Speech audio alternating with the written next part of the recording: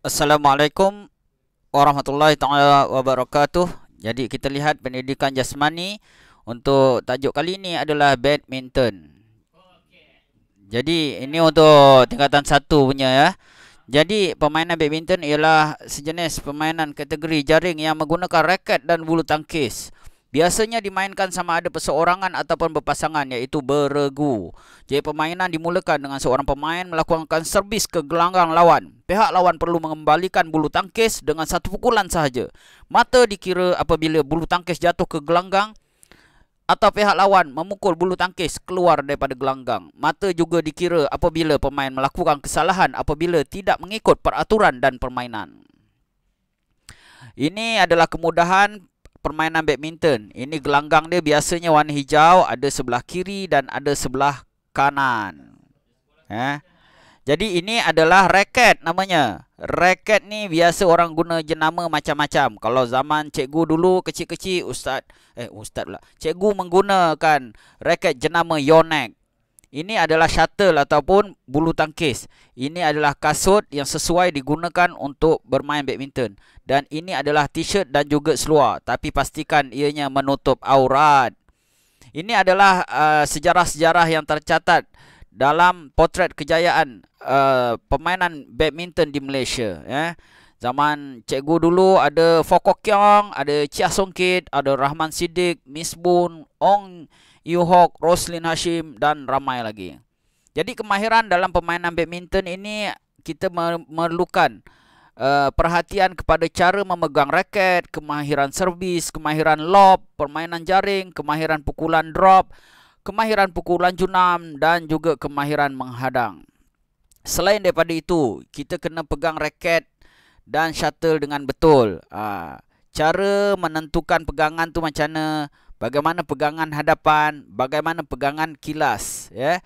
Jadi cara memegang bulu tangkis pula tiada pegangan yang spesifik. Kebiasaannya bulu tangkis dipegang pada bahagian bulunya.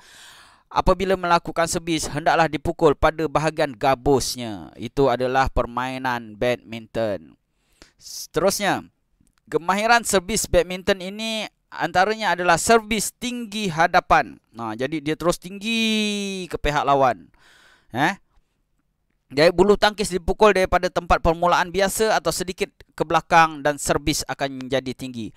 Raket dihayun jauh ke belakang. Titik sentuhan di hadapan sedikit di kaki kanan dan mengikut lajak. Untuk pengetahuan, trivia jago badminton negara iaitu Datuk Lee Chong Wei berada di kedudukan nombor 1 dunia selama 199 minggu berturut-turut dari 21 Ogos 2008 sehingga 14 Jun 2012. Tahniah Datuk Lee Chong Wei. Jadi seperti mana tadi kita kemahiran servis badminton, selain daripada servis tinggi hadapan, ada juga servis rendah forehand, hayunan raket ke belakang. Kemudian semasa bulu tangkis dilepaskan, berat badan berubah ke hadapan dan keseluruhan lengan menghayun ke hadapan. Dan seterusnya, titik sentuhan dia ke hadapan sedikit di kaki kanan dan ikut lajak. Kemudian antara yang lain adalah servis rendah backhand, iaitu kilas, iaitu bulu tangkis diletak hampir ke muka raket. Kemudian tali raket menyapu dasar gabus bulu tangkis, membuatkannya berpusing dan melintasi pita jaring. Kemudian kepala raket mengikut lengkungan ke kiri, iaitu melawan jam semasa mengikut lajak. Kemudian trivia lain, jago badminton negara iaitu Lee Zijia, iaitu pemain badminton perseorangan lelaki yang menduduki ranking ke-27 dunia. Tahniah.